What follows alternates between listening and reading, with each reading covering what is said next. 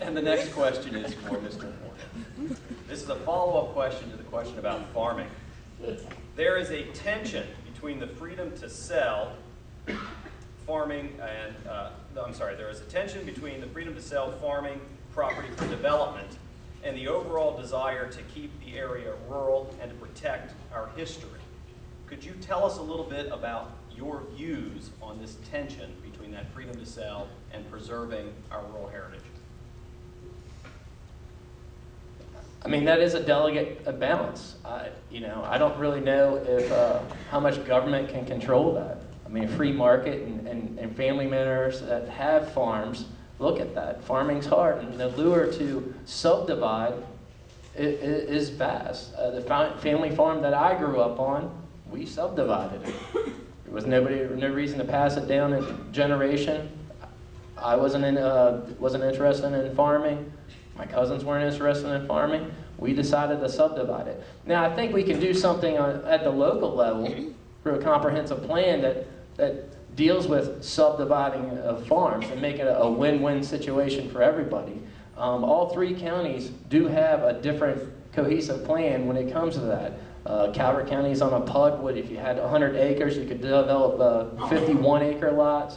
Down here, it's 4 acres minus steep slopes and streams. And over in Charles County, you cut up a farm, it's 3 to 5 acre lots. So there's something we can do at the local level, and finding that delicate balance is something we need to do.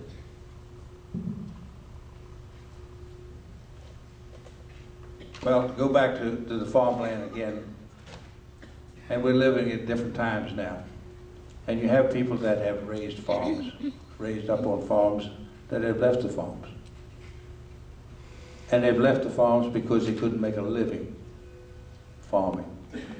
And they've left the farms because the youngsters have come along.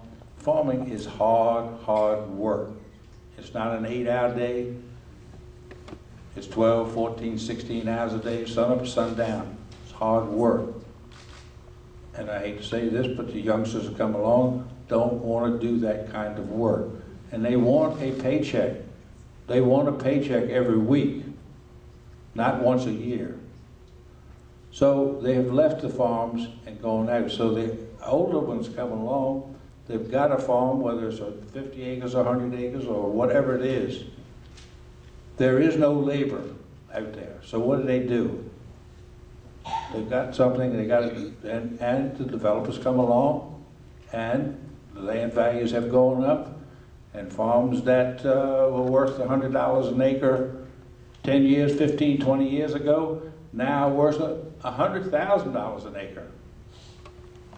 And the farmer's saying, you know, I can't pass the land on to my kids because they don't want it, but they can take and sell the farm, and that's very unfortunate that we have the times and things that happen like this, but that's what is happening.